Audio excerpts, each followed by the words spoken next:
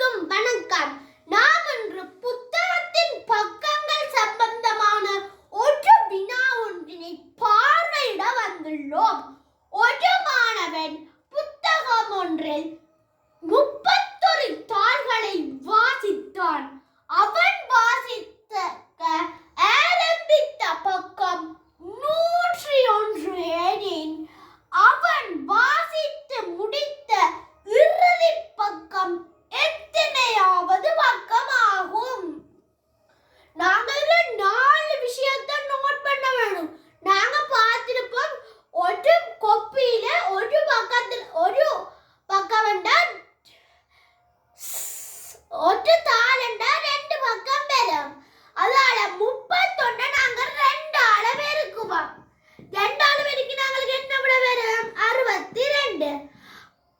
101 பக்கம் அவன் ஆரம்பித்த பக்கம் என்றதால் 102 62 கூட்டுவான் எங்களுக்கு 163 விட வரும்.